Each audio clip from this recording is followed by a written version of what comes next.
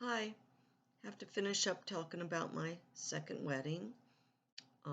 Have to mention that my friend Sherry, the one that I knew since I was 7, she was my matron of honor. Also wanted to mention, I don't think I did in the last time, that um, she came to visit me as soon as I moved to Atlanta, and I hadn't seen her in 13 or 14 years. Our lives paralleled very much because when I moved from New Jersey to California, she moved from New Jersey to Texas. When I moved to Georgia, she moved to Florida before me, and we both were divorced. So our lives very much paralleled, and I was so happy she came to see me early on with her little girl, and then she was able to be my matron of honor. And my brother came and gave me away. My mom was still mad at me. She did not want to come to my wedding. And it was all good, very casual. Oh, I have a picture. Here you go. Um, there we all are, the new family. And that was Mark's best friend since he was a kid who was there. And the all the kids had a scripture to read, and Sherry did the prayer, and Mark's aunt um, did the ceremony. She had authority in the state of Georgia to do that. And that night, we had set up our guests. I think the night before and the night after, maybe we got residence in suites for the kids and our guests. And Mark and I just had a honeymoon night in the hotel by ourselves. We didn't have a honeymoon. We postponed that until the following year. We took the kids with us on our honeymoon to Daytona Beach, and that was fun. So, I wanted to mention some things that were very different between my new husband and my previous husband. Totally, very, very, very different. What they had in common was they both were very personable, very friendly, and people liked them right off, but their personalities were very different. Also, um, they also had kind of the same background as me, all three of us, the way we grew up as teenagers, especially, we all kind of, did the crazy teenage stuff. And but Mark really came out of that scene, and he was very much a go-getter, a lot of ambition, which Bob never had. Uh, so Mark became very business savvy, which Bob never was. Um, Bob was a musician and really into music and taught me a lot of music appreciation, where Mark didn't have that. Um, he didn't care too much about music, take it or leave it. Really wasn't into hard rock like I was, and he preferred country, which I did not like at all back then. Only the old, I was always okay with the real old fashion country music, like, Johnny Cash, that kind of thing, Willie Nelson. Um, but the more modern country, I'm just recently starting to appreciate it a little bit, which I never did before. Um, so those were mostly the comparisons there. I don't like to compare people, but in this case, it needs to be said, I guess.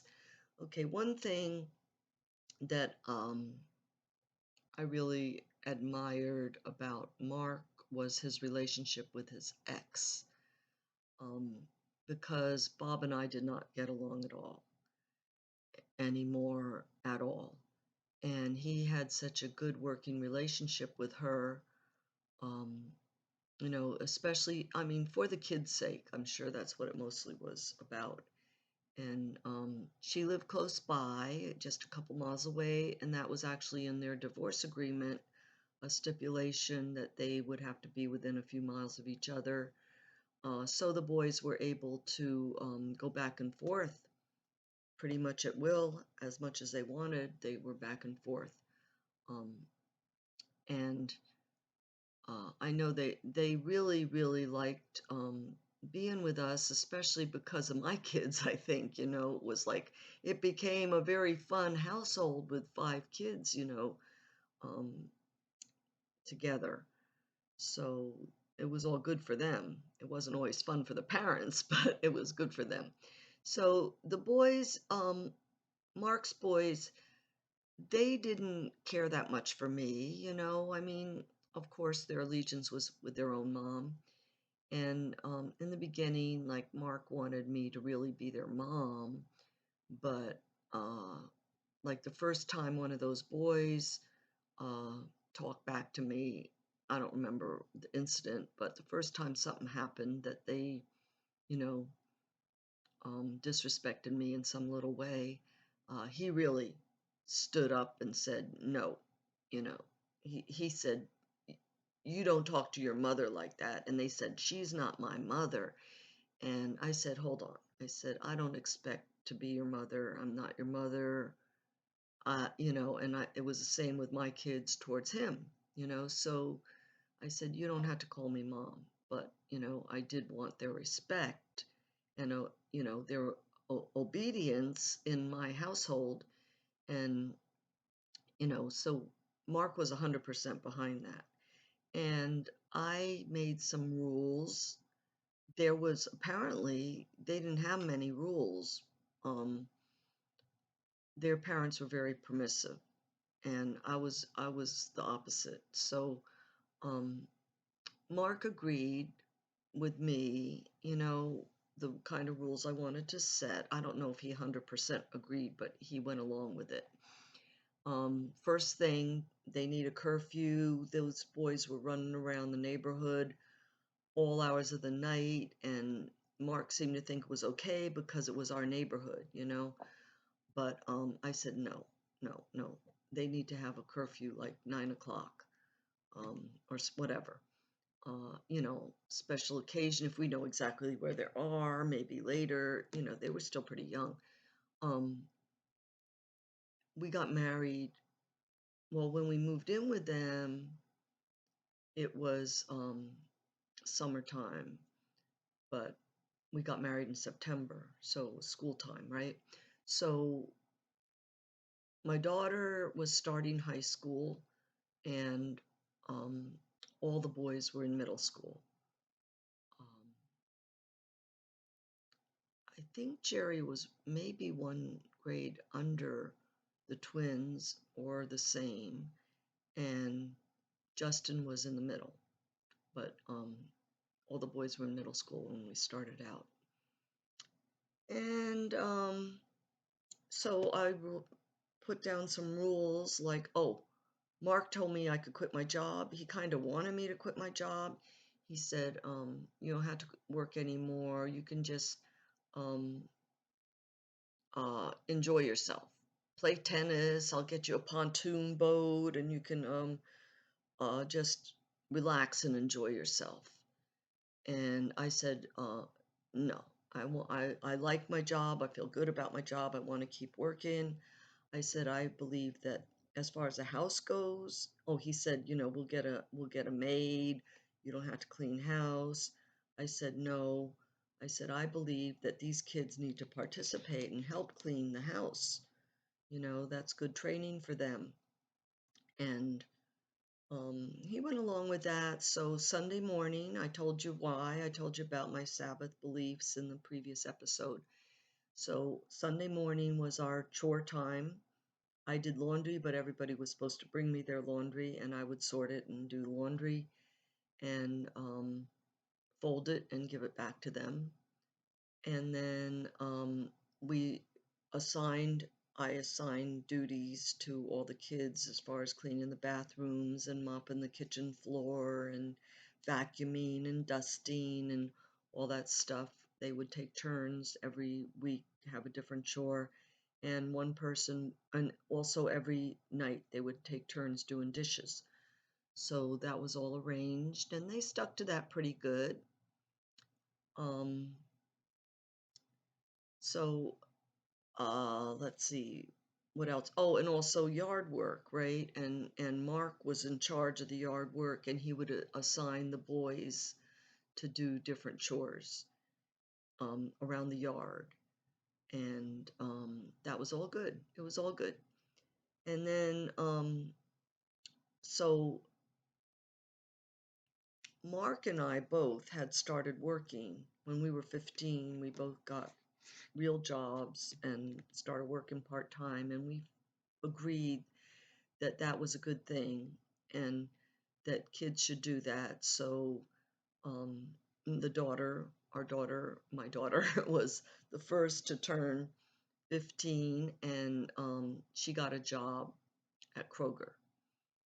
She was the first, and all the boys followed suit when they turned 15. They each got a part-time job, and I think that was a good thing. So let's see. Oh, it's early still. Okay, so we were living in that house, I figured out about a year. And towards the end of that year, my daughter turned 15 and was in the state of Georgia. That's when you can get your driver's permit. And I had that Honda Civic that I had got in California, drove cross country, and it was a stick shift. And I started to try to teach her to drive it, and that didn't go well. I just didn't have the patience. I just couldn't do it.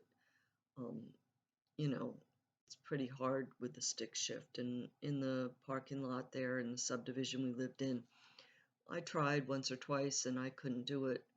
But Mark ended up teaching her and we gave her the car, and um, when she got her license, and that might have not been until we moved into the other house maybe, because we only lived in that rented house for about a year.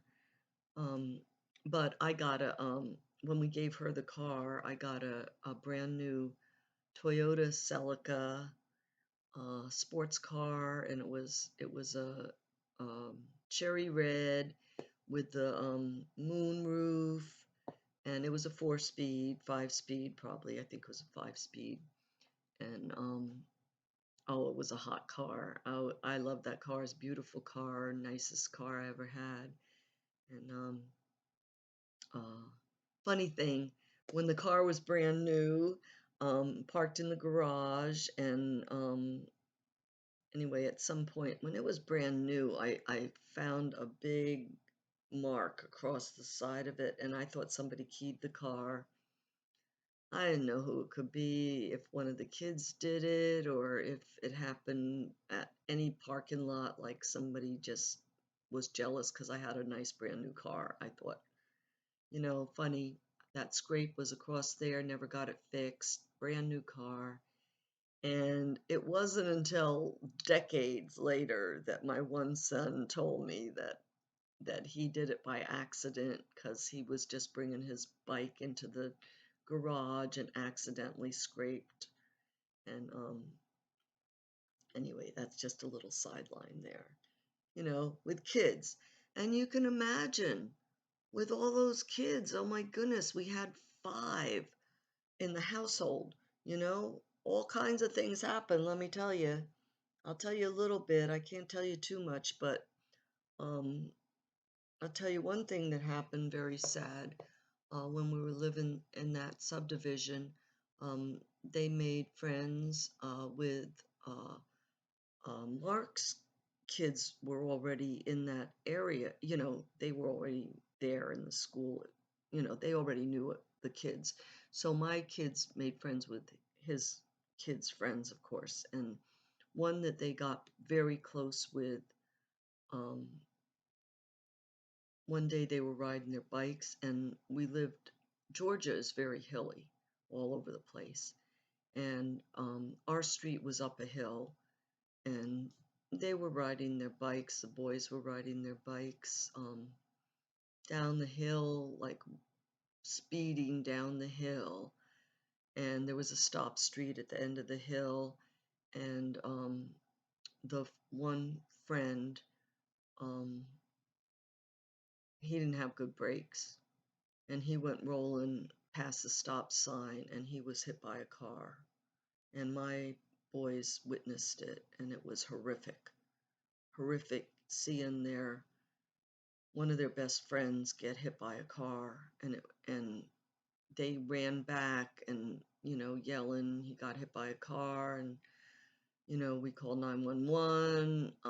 I followed the ambulance to the hospital, and um, this kid was living with his grandmother, and I waited in the hospital till she got there, and he was hurt very, very seriously and had lifelong damage from that accident. So sad and very traumatic for my boys who witnessed that. Um, uh, that's something that could cause post-traumatic stress, I believe. Um, Horrible, horrible thing. Uh, and so during that time when we were living in that house, before we moved, and I jumped ahead last episode. I apologize. I already described the new house before we moved there. We're still in the first house, the rented house, right, for 1 year. And my mom came to visit us after we got married. She did come, and she was extremely impressed. Now, my mom was very materialistic.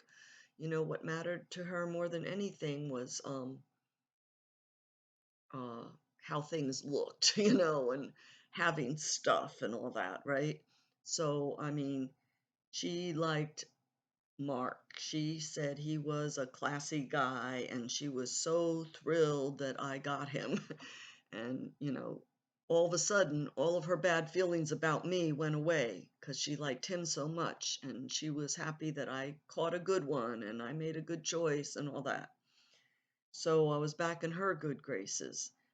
And then Mark was such a good guy. And like I said, I envied and admired the way he and his ex could carry on for the kids' sake. And I wished that I could have that relationship with Bob, and I tried. After I witnessed how he and I got to give her a name, okay? I'm going to call her I made a name. Oh, Donna. Okay, I'm going to call her Donna. Okay, when I envied that so much, the way they carried on, and I thought that I wanted that relationship with Bob, so we could do better for the kids instead of having a lot of hard feelings in the middle of all that. So I really tried to get more friendly with Bob, be nicer to him and everything. I mean, I think I always was okay. I never showed a lot of anger, and especially in front of the kids. I never badmouthed him in front of the kids. And that's one thing that Mark told me, that he and Debbie had agreed to never badmouth each other in front of the kids. And I always had that same philosophy, but I don't know about him. If he ever did that, you know, towards me, I don't know. But I was careful about that. And I just tried to cultivate a better relationship, but he wasn't too open to it. But Mark was so good, he actually said, invite him to come visit, because he realized that it was, hard for the three kids to go visit their dad in California very often, because that would be a very expensive trip, of course. And, maybe we could arrange to do that once a year or something, but it couldn't be too very often. And so Mark wanted Bob to feel like he was welcome to come here and visit. That would be less expensive. And so he invited him. I mean, I think I relayed the invitation, and Bob came to visit. And um, I'm thinking it was Thanksgiving time, but I'm not sure in my memory. But for some reason, I'm thinking that it was Thanksgiving when he came. And it went well. I mean, it had to be uncomfortable for him to be in that house. I mean, we let him stay in the guest room in the house, and that had to be uncomfortable for him, but he acted like he was fine, and it all seemed to be good. The kids were happy to have him there and all that, and everybody seemed to get along. He and Mark seemed to get along and all that. But one day, I mean, he was only there a couple days. I don't remember how long, a few days. Um, and at one time, after he was there a couple days, it might have been the last day he was going to be there, uh, he followed me into the bedroom. And Mark was not home at this time, I'm sure. He followed me into the bedroom and he tried to kiss me. And I pushed him away and I yelled at him and, just told him off. How could you be so disrespectful? I'm married now. And, my husband was so good to allow you to come visit. And, you know, you just blew it because you're not welcome in our home anymore. And if Mark knew what you just did, you know, it would not be nice. And I never told Mark. I never ever told him because that would have done no good at all. So, um, that's how that went. And I guess that's about it. My time's about up. Oh, I will say this on the same note, though. Um, so Bob, I told you before that he never paid child support like he was supposed to. When I was living alone, when I was with the kids before I moved in with Mark, he was sending me a little bit of money here and there, but never what he was supposed to. I mean, not even half of what he was supposed to. A couple hundred here and there. And I had even reported it to Child Support Recovery, and it had been 2 years already. It was 2 years from my divorce that I got remarried, and it had already been 2 years that I had filed the claim with Child Support Recovery, and they were supposed to be um, doing something to make sure I got the child support. Well, that case was just taking so long, dragging on, that they weren't doing anything, even though I gave them all the information, his address, his place of work, and everything. Nothing had been done because they had such a backlog on this type of thing. So Mark talked to him and said, look, you haven't been paying child support. He said, that's okay. He said, I'll take care of your kids, but from now on, they're my kids. Now, he never adopted them, but he did have that conversation, and that was the understanding that Mark was going to fully support them, and they were going to be considered his kids. And that was it, period.